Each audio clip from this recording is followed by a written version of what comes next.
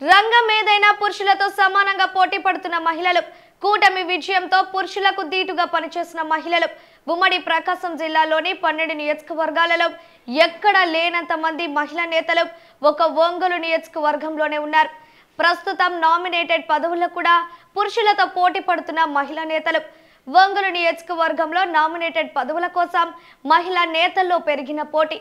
Nominated పదవుల కోసం పోటీ పడుతున్న నారీమణుల కథేంటో ఇప్పుడు చూడండి. రంగం ఏదైనా పురుషులతో సమానంగా పోటీ పడుతున్న మహిళలను ప్రస్తుతం మనం చూస్తూనే ఉన్నాం. ముఖ్యంగా రాజకీయాల్లో కూడా తమ వంతు పాత్ర పోషిస్తూనే ఉన్నారు. ఇటీవల జరిగిన ఎన్నికల్లో కూడా తమ సత్తా చాటిన మహిళా నేతలు. ఇప్పుడు ఎన్నికలు ముగిశాయి.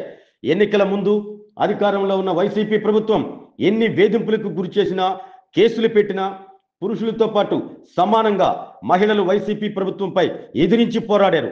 ముఖ్యంగా 2019 నుండి 2024 మధ్య ఒక్కసారి గమనిస్తే 175 స్థానాలకు గాను 151 స్థానాల్లో వైసీపీ ఘన విజయం సాధించి అధికారం చేపట్టగా అసలు తెలుగుదేశం పార్టీ ఉనికే ప్రమాదం అన్నారు. ఇక 30 సంవత్సరాలు అధికారంలో వైసీపీ, ముఖ్యమంత్రిగా జగన్ అంటూ వైసీపీ నేతలు డాంబికాలు పలికారు.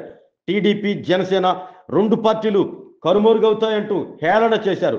ప్రశ్నిస్తే దాడులు, అక్రమ కేసులు, వరుస వేధింపులతో టీడీపీ శ్రేణులన్నీ స్తబ్దుగా మారాయి. అలాంటి తరుణంలో ప్రతి కార్యకర్తకు అండగా నిలిచి కార్యకర్తల్లో ధైర్యం నింపింది మాత్రం యువనేత నారా లోకేషే. అప్పటి నుండి పార్టీ శ్రేణులు అధికార వైసీపీ ఆగడాలపై తిరుగుబాటు మొదలుపెట్టారు. పురుషులతో పాటు ధీటుగా మహిళలు కూడా కేసులకు అదరక బెదరక పార్టీ చేపట్టే కార్యక్రమాల్లో చురుగ్గా పాల్గొన్నారు. ముఖ్యంగా ఉమ్మడి ప్రకాశం జిల్లాలోని 12 నియోజకవర్గాల్లో అన్ని నియోజకవర్గాల కంటే జిల్లా కేంద్రం ఒక్క ఒంగోలు నియోజకవర్గంలోనే మహిళా నేతలకు కొదవలేదు. కార్యక్రమం ఏదైనా పురుషులతో ధీటుగా మహిళలు పాల్గొని కార్యక్రమాల విజయవంతంలో కీలక భూమి పోషించారు. ఒంగోలు నియోజకవర్గంలో 2022 జూలైలో యువనేత, ప్రస్తుత మంత్రి నారా లోకేష్ అప్పుడు చేపట్టిన యువగళం పాదయాత్రలో నియోజకవర్గంలో 2 రోజుల పాటు అధిక సంఖ్యలో మహిళలను సమీకరించి యువగళం పాదయాత్ర సక్సెస్ లో మహిళా నేతలు భాగమయ్యారు.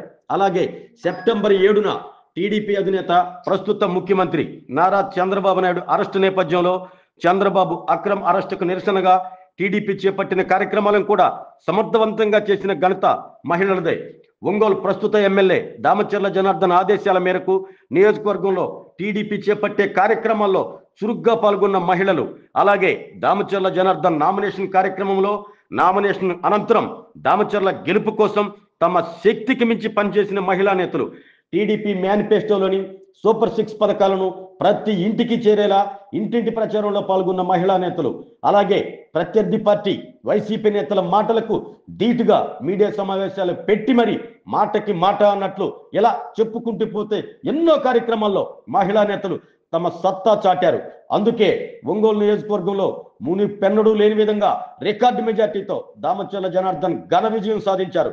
విజయం అనంతరం ఎమ్మెల్యేగా ప్రమాణ స్వీకారం చేసి నగరానికి వచ్చిన దామచర్ల జనార్దన్ ర్యాలీలో కూడా అర్ధరాత్రి వరకు సందడి చేసిన మహిళలు. కూటమి ప్రభుత్వం విజయం అనంతరం ఇప్పుడు నామినేటెడ్ పదవుల వంతు వచ్చింది. అసలు కథ ఇప్పుడు మొదలైంది. పురుషులతో పాటు పోటీగా పనిచేసిన నారీమణులు ఇప్పుడు నామినేటెడ్ పదవుల్లో కూడా పోటీ పడుతున్నారు. జిల్లాలోనే ఎక్కడా లేనంత మంది మహిళా నేతలు ఒక్క ఒంగోలు నియోజకవర్గంలోనే ఉండటంతో వారికి ఎలాంటి పదవులు ఇవ్వాలోనన్నది అసలు సమస్య. ఎమ్మెల్యే దామచర్ల జనార్దన్ కు పోటీ పడి మరి తమ అభ్యర్థులు ఇచ్చిన మహిళా నేతలు మరి ఎంతమందికి దామచర్ల ఎలా న్యాయం చేస్తారు, అసలు ఎవరెవరికి ఏ పదవులు వరిస్తాయోనని మహిళా నేతల్లో ఒకటే చర్చ. ఇంతలా పోటీ పడుతున్న ఈ నారీమణులకు ఏ పదవులు వరిస్తాయో తెలియాలంటే కొద్ది రోజు ఆగాలి మరి.